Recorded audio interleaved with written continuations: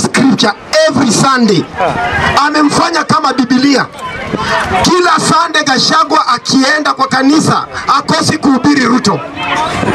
Yeye badala aongee kitu yenye kinakabili wa Kenya, yeye alikuwa ameweka Ruto kwa mdomo wake. Kwa hivyo mimi nasema ni vizuri sana hivyo Ole Sapit amesema wanasiasa waache kwenda kufanya kanisa la Mungu kuwa madhabahu ya kupiga siasa. Hiyo ni kitu mzuri sana. Ili siasa waende wapige siasa kwa matanga, waende wapige siasa kwa mabarabara. Si ati itakuwa ati ikifika Sunday mtu amekaa ametengeneza notes, anaenda pale ati sijui Ruto amepeana milioni 20, sijui ilipanda. Hiyo kitu mimi nataka niwaulize. Uhuru Kenyatta akiwa rais aliendanga akatoa 120 million kwa kanisa ya Korino. Mbona watu hawaku complain? Akatoa pesa mpaka kwa makanisa mengine. Sasa hii Ruto akifanya hivi, wameshakuja kuanza kusema sijui ati Ruto. Bwana muache kutupima wazimu na bangi. Hiyo kitu tumekataa. Ati saa hii kwa sababu unaangalia watu kama watu wa mlima. Sasa hii wamelemewa. Wanatafuta hizi makabila zingine, wanajificha ndani ndio tuwasaidie kutoa Ruto. Tunawaambia hiyo haitawezekana. Mbebe mzigo wenyu wenyewe.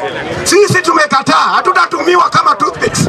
Hatutatumiwa kama condom bwana. Tumekataa. Watu wa mlima mbebe mambo yenu. Tumekataa kabisa.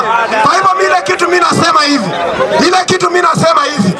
Lazima mahali imefika, lazima tuangalie ni wapi tunaenda. Kwa hivyo mimi nasema hivi, nikirudi kwa Raila Amolo Odinga. Raila Amolo Odinga information ya wewe anasumbuanga. Mr. Speaker, niko kwa inafaa saa zingine ulikuwa unaongea na simu kama mwenzangu hapa ajui tunaongea mada gani. Ya kwanza ameanza kusema mambo ya Ole Sapit, mambo ya kanisa, watu wasiongee. Mimi nilikuwa nataka kufikiria unataka kuongea kama ni kupigiwa marufuku kwa kanisa, hata huyo Ruto wako asiongee. Hiyo ndio nilikuwa nataka. Okay, yeye amesema yake. Mimi wacha nikwambie ndugu yangu. Wewe nakujua upendi Ruto. Mimi nasema Ruto 10 bila break. Na hiyo kitu ninakwambia wewe like it or not. Nataka niseme hivi.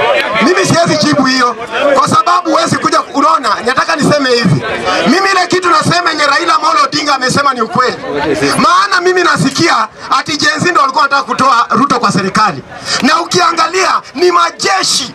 Tunajiuliza saa hii, where is Ogola? Today hatujaiambiwa.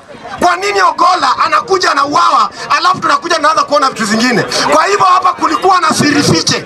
Na ndio kwa maana Raila Amolo Odinga anasema yeye ndo amemnasua Ruto kungongolewa mamlakani.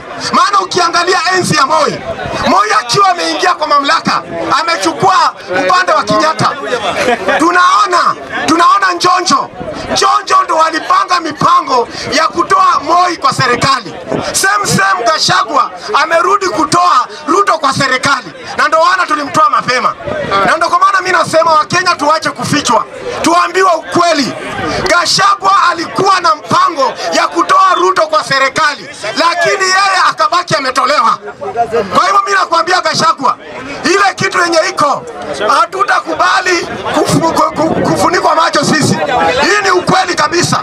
Kwa hivyo mimi na support Raila Amolo Odinga. Kama sio Raila, majeshi yalikuwa na take over. Na walikuwa wanataka kungoa Ruto hapo kupitia majeshi, lakini Ruto yeye hangoleki. Ruto ni mawe, Ruto yeye ni Mount Kilimanjaro. Ruto yeye ni kiongozi na ni rais kikatiba. Asante.